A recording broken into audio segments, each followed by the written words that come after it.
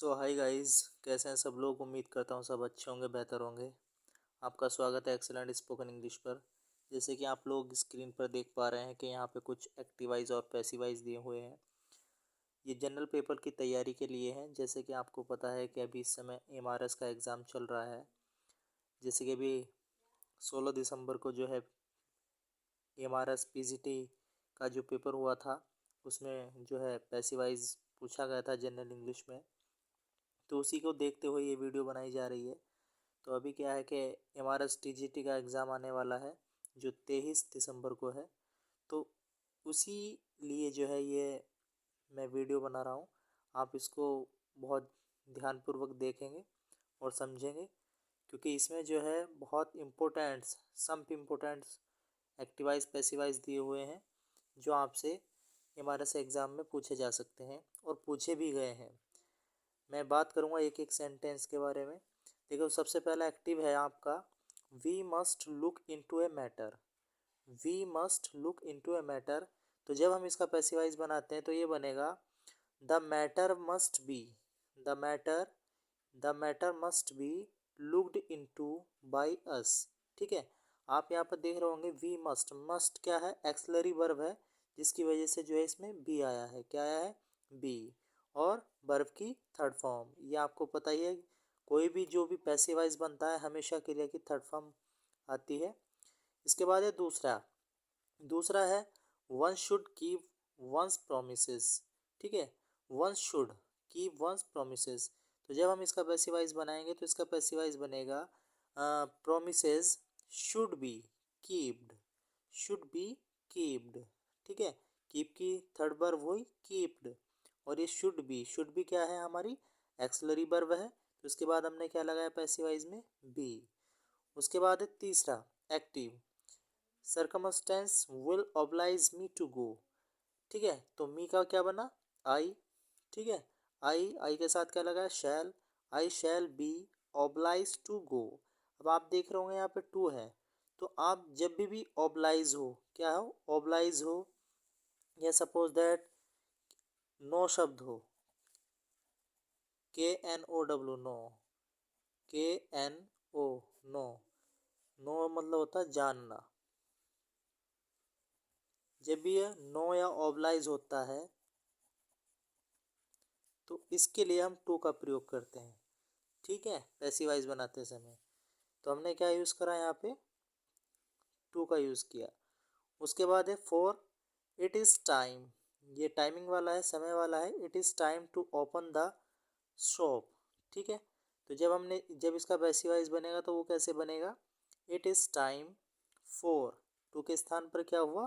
Four the shop. हमने the shop यहाँ पे लिया। ठीक है, इट इज़ टाइम को सेम वैसे ही लिखा हुआ है, और टू के स्थान पर फोर है। द शॉप टू बी, ठीक है, ओपन।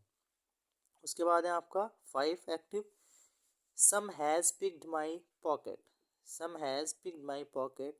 तो माई पॉकेट हैज़, ठीक है, my pocket has been picked. जैसे कि आप देख पा रहे हैं हैज़ बीन, हैज़ वह है, तो ये क्या है? प्रेजेंट परफेक्ट का है। तो इसलिए इसमें हमने क्या करा? पैसिवाइज बनाते समय बीन का यूज़ किया है। तो माई पॉकेट हैज़ बीन। जब भी कभी भी प्रेजेंट परफेक्ट हो या प्रेजेंट पास्ट परफेक्ट टेंस होगा तो हम पैसिवाइज बनाते समय क्या करेंगे? बीन का प्रयोग करेंगे। ठीक है, इसी प्रकार से आगे है आपका सिक्स।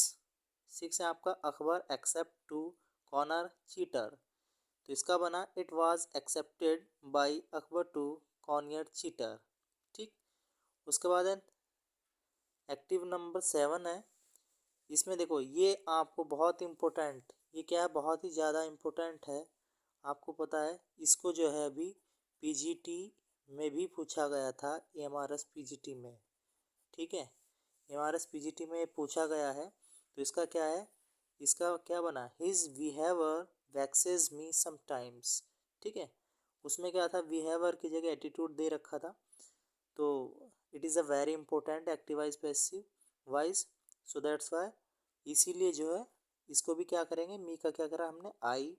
आई के साथ क्या यूज़ किया? Am. Sometimes vexed at his behaviour. तो यहाँ पे क्या लगाया? एट लगाया है, क्योंकि वैक्स्ड है तो वैक्स्ड के साथ में एट आएगा। ठीक है। जैसे यहाँ पे ऑब्लाइज और नो के इस साथ में टू आता है, तो वहाँ पे भी वेस्ट के साथ क्या यूज़ किया, एट। नेक्स्ट है आठवां, एट एट सेंटेंस है, द ऑडियंस, ठीक, loudly cheered the president speech. तो इसका बना the president speech was loudly cheered, ठीक। उसके बाद है your behaviour has greatly astonished मी।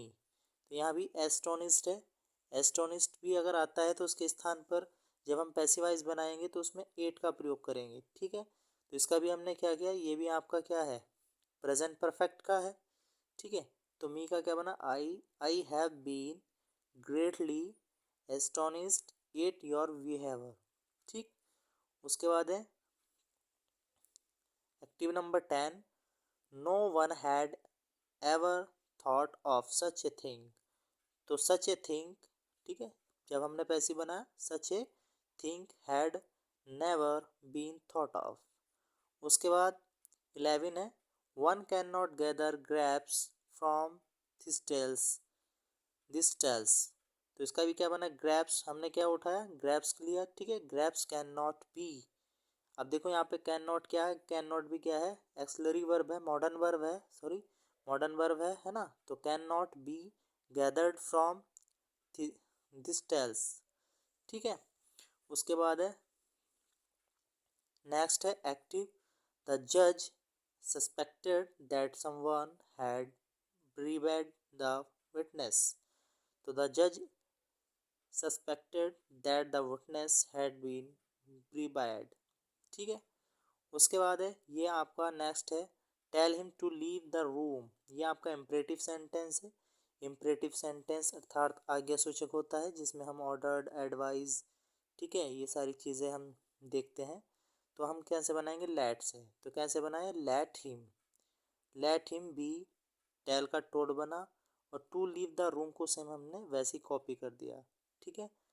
इसको दो तरीके से भी बना सकते हैं। दूसरा तरीका क्या है, he should be told to leave the room.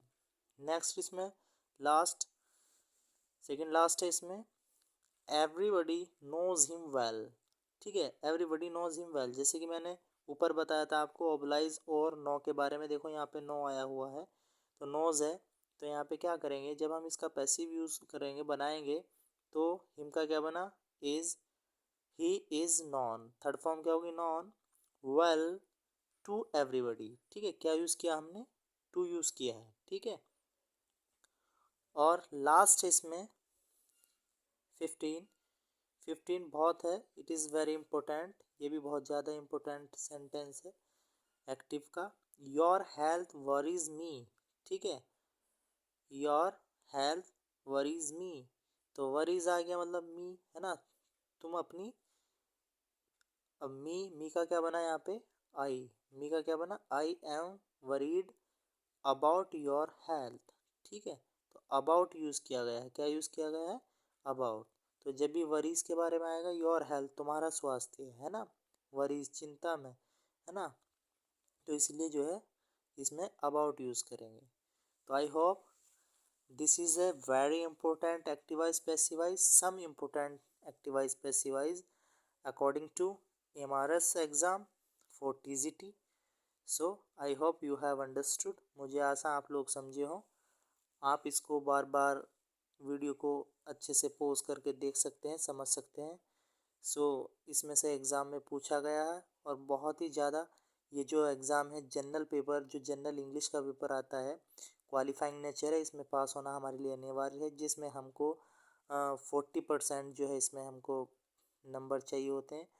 It means कहने का मतलब ये है 10 क्वेश्चंस आपसे पूछे जाएंगे, जिसमें पैसिवाइज होगा, एंटोनियम, सिनोनियम्स, ठीक है, रीअरेंजमेंट, फिलिंग वाले सेंटेंस, बहुत सारे हैं। लेकिन यहाँ पे जो है अभी हमने पैसिवाइज के बारे में बात करेगी, उसके बाद हम उसको नेक्स्ट वीडियो में आपको नेक्स्ट चीज़ें बताएंगे। फ़िलहाल आप इस पे फोकस करिएगा, क्योंकि ये बहुत ही इम्पोर्टेंट है, और इसमें पास होना भी अनिवार्य था।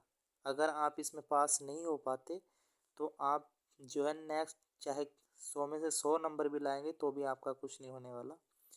So thanks for watching me this video.